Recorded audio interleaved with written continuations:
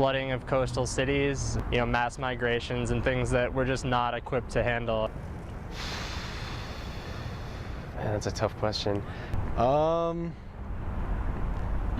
My children and my grandchildren, what they'll have.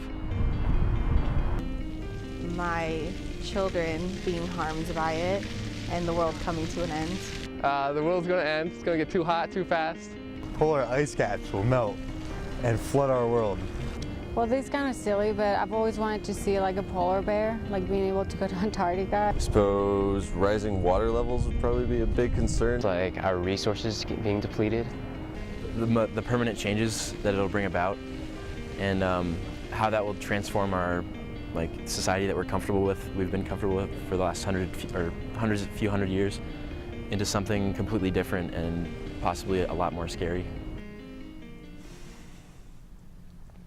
I think my biggest fear is that there will be human conflict. There will be what we call climate refugees, or whatever the term you want to call it, where due to sea level rise, due to changes in precipitation patterns and temperature patterns, people are forced to move from areas that they can currently grow enough food in, but they can't in the future, or they're forced to leave because of rising sea levels, and they got to go somewhere.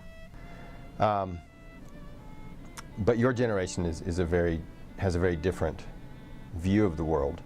I think you've grown up with the concept that we're on an unsustainable path. Whereas my generation grew up with the concept that the planet was infinite and that there wasn't really much we could do to harm it. I try to use as little fuel as possible. I take public transportation. I pretty much longboard as my main way of getting around here. She rides a bike and we don't drive, so that I would think helps. Trying to not drive my car as often. All I know is that there's a hole in the atmosphere or something like that, so I don't use aerosol spray.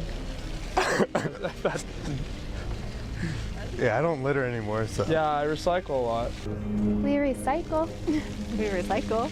I don't recycle that much anymore. I mean, I do sometimes, but it's also kind of like a hassle sometimes. Honestly, I recycle and stuff like that, but I know for a fact that that isn't enough. I don't see enough being done at all.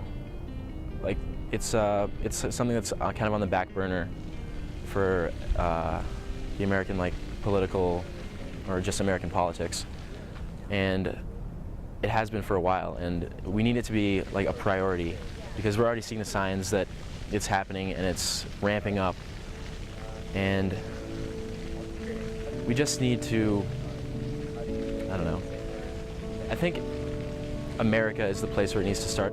We won't do anything until we have somebody who either gets into the White House or is a prominent political leader in the Senate or elsewhere, who takes up probably, I'm guessing, given what happened to Al Gore, takes up the broader mantle of sustainability. That, hey, this is not a sustainable pathway. I mean, I'm actually working for the Obama campaign because I believe it's important that we get him reelected if we ever do something about the environment. I mean, we have two political parties in this country. One political party doesn't even believe in global warming. They basically think it's not real, and they're trying to cut the EPA, and so it's really important that we get the president elected if we're ever going to confront global warming. And so that's one of the motivating issues for me is, getting the president reelected so we can confront this issue. We want something to change, then it is up to us. Each and every individual has the responsibility to I don't know, I guess keep the environment going in some way or form. I think that, if we're not going to do it, who is? And if we're not doing it fast enough, then our next generation is going to be too late. I kind of want to save the world, I guess.